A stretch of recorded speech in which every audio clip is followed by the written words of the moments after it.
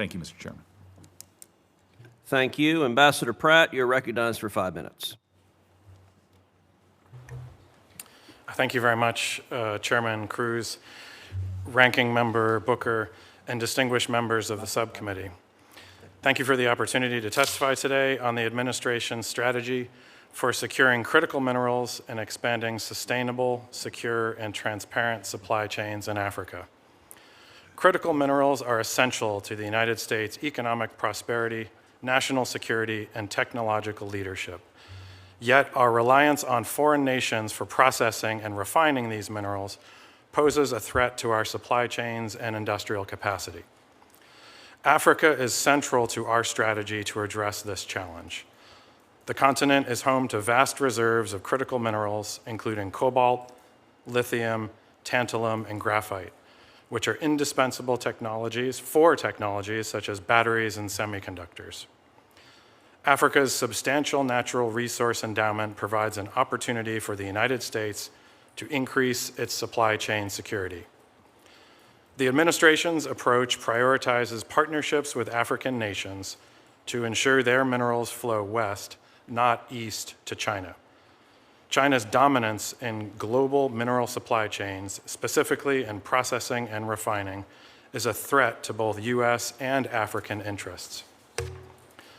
Executive Order 14156, declaring a national energy emergency, and Executive Order 14241, immediate measures to increase American mineral production, outline the administration's approach to address vulnerabilities in the critical mineral supply chain. The State Department and the Bureau of African Affairs play a role in a whole-of-government approach by identifying strategic opportunities on the African continent. This strategy is essential for achieving long-term, sustainable, critical mineral security.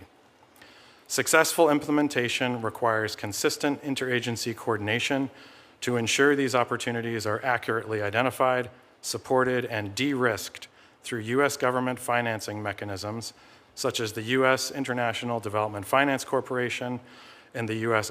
Export-Import Bank. The United States is committed to making targeted investments in infrastructure to facilitate the export of minerals from Africa to global markets. A prime example is the Libido Corridor, which provides an alternative to Chinese-controlled transportation routes. The DFC plays a critical role in financing this project, ensuring it is economically viable and strategically secure. We urge Congress to reauthorize the DFC by October. DFC support is essential to making these investments financially viable for U.S. companies in Africa. These projects not only secure mineral supply chains, but also foster economic growth and regional stability in Africa. The Bureau of African Affairs is working to create the conditions for investment in Africa's mining sector.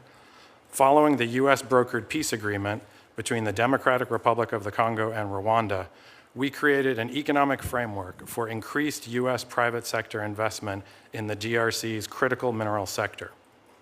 Last year, the DRC produced nearly 76% of the world's cobalt, most of which was exported to China because Chinese firms own or have stakes in 15 of the DRC's 19 major copper cobalt mines and account for 3/4 of global cobalt refining capacity.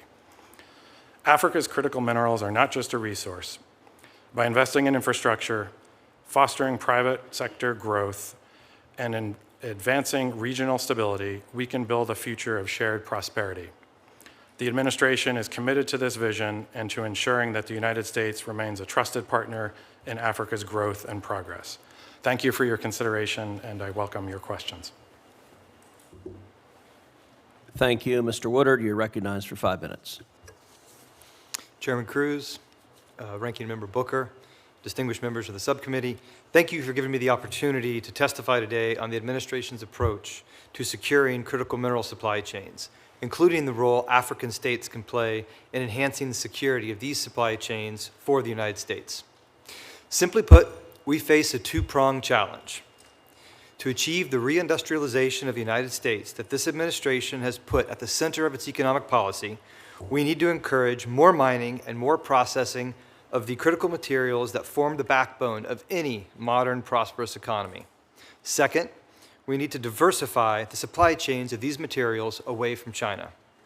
China has gone to great lengths to dominate key parts of these supply chains, making it imperative that we do more to reduce the threat to U.S. security and prosperity.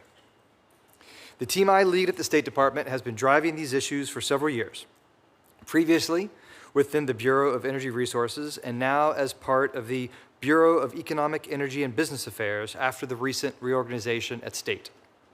We have collaborated closely with the State Department's regional bureaus, including the Bureau of African Affairs, with our embassy personnel stationed overseas, and with other involved agencies across the U.S. government to tackle the challenges China has imposed on this sector. We have worked to identify and marshal support for projects across the globe that help our supply chains of these minerals and ensure that American producers and consumers have the supplies they require. We all understand how dependent the United States, alongside its allies and partners around the world, has become on China for the mining and processing of critical minerals. That dependence exposes our national security, our industries, and ultimately our consumers to the effects of economic coercion and supply chain disruptions that China has proven all too willing to exploit.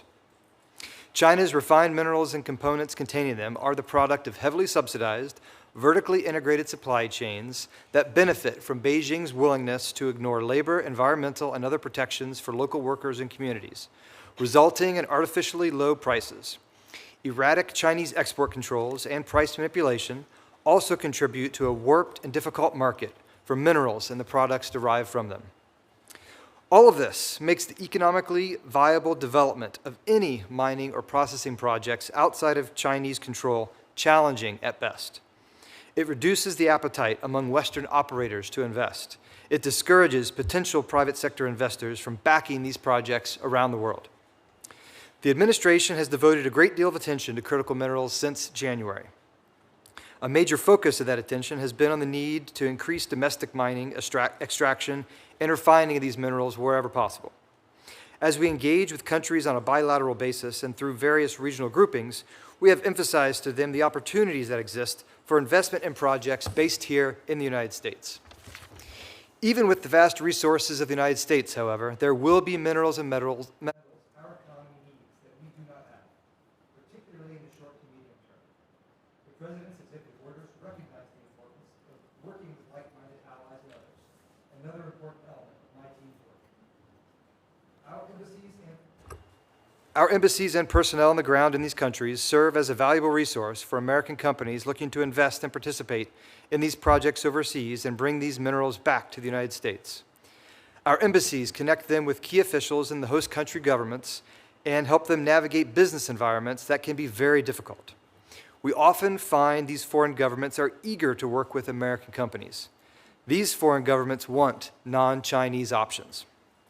We work to facilitate conversations between critical minerals project operators and potential sources of finance, including the Export-Import Bank, the International Development Finance Corporation, and a range of private sector financial institutions.